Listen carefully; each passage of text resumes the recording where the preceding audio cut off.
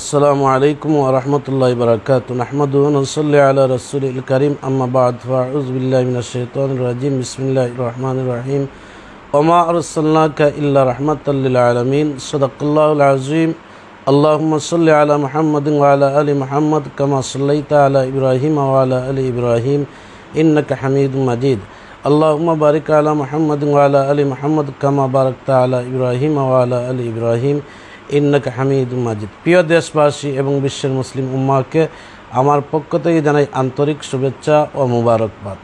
আজকে 12ই রবিউল আউয়াল আমাদের নবী সরকার দু আলম দুজাহানের বাদশাহ সৈয়দুল মুরসালিন খাতামুন নবীন শাফিউল মুজনিবিন রহমতুল্লিল আলমিন হযরত মুহাম্মদুর রাসূলুল্লাহ সাল্লাল্লাহু আলাইহি ওয়াসাল্লামের জন্মের দিন।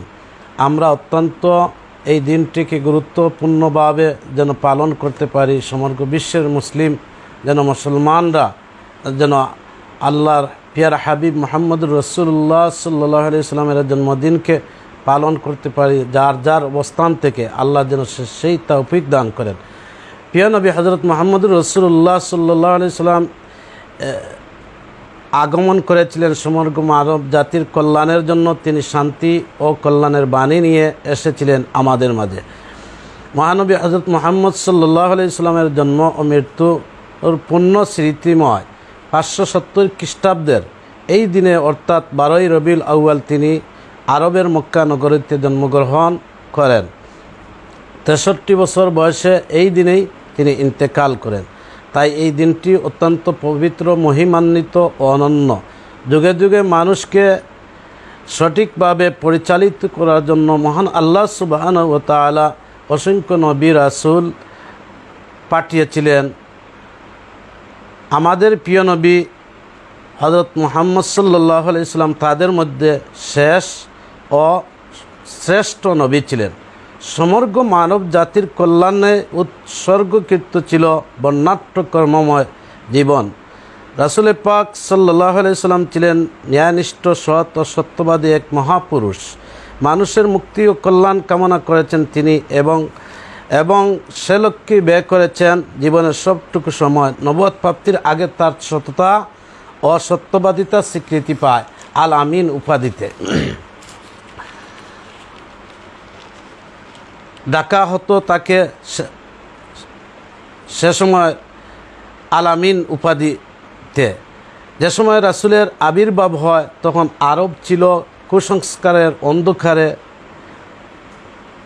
আচ্ছন্ন একটি পশ্চাৎপদ জনপদ। সামাজিক অনাচার আর অবিচার নিত্য নৈমিত্তিক। তখন মানুষের জীবনে শান্তি ছিল না ন্যূনতম স্বস্তি।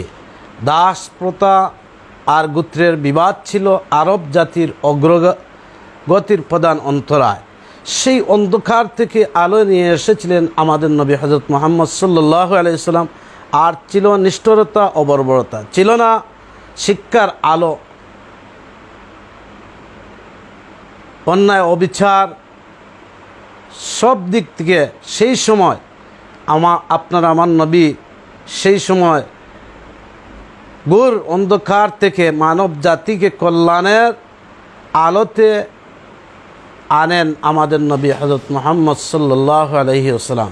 প্রিয় দর্শক, আমরা যেন সেই নবীর একজন আশিকানে উম্মত হতে পারি, আশিকানে রাসূল হতে পারি এবং প্রিয় নবীর যেন মায়ার উম্মত হিসাবে গণ্য হতে পারি, সেই আশাটুকু যেন আমরা আল্লাহর কাছে রাখি এবং প্রিয় নবীর দেখানো পথকে যেন আমরা আঁকড়ে ধরি। আল্লাহর রাসূল সাল্লাল্লাহু আলাইহি ওয়াসাল্লামের জীবনাদর্শ এবং তার জীবনী যদি আমরা আমাদের মাঝে আনি এবং তার আদর্শকে আমাদের মাঝে বাস্তবায়ন করি, তাহলে আমাদের সংসার জীবন থেকে নিয়ে সামাজিক জীবন, পাড়া মহল্লা এবং রাষ্ট্র পরিচালনা সহ সুন্দরভাবে পরিচালনা করা সম্ভব হবে রাসূলের আদর্শ যদি আমাদের মাঝে ফিরিয়ে আনতে পারি এবং বাস্তবায়ন করতে পারি। আল্লাহ যেন আমাদের সকলকে সেই তৌফিক দান করেন এবং আল্লাহ যেন তার মহাগ্রন্থ আল কোরআনে পরিষ্কারভাবে বলেছেন, ওমা আরসালনাকা ইল্লা রাহমাতাল লিল আলামিন। সেই নবী হচ্ছেন প্রিয় এবং বিশ্ব মুসলিম উম্মাহের জন্য, বিশ্ববাসীর জন্য রহমত হিসাবে প্রেরণ করেছিলেন। সেই নবীর উম্মত হিসাবে আমরা দুনিয়ার জমিনও জন্মগ্রহণ করেছি, আমরা শুকরিয়া আদায় করে নিচ্ছি আলহামদুলিল্লাহ। আজকে আপনাদের কাছে এই পর্যন্ত আমি বক্তব্য রাখলাম। অন্য কোনো সময় অন্য একটি বিষয় নিয়ে আসবো। আপনাদের কাছ থেকে বিদায় নিচ্ছি। আল্লাহ হাফিজ। ওয়া আখিরু দাওয়ানা আলহামদুলিল্লাহি রাব্বিল আলামিন। আসসালামু আলাইকুম ওয়া রাহমাতুল্লাহি ওয়া বারাকাতুহু।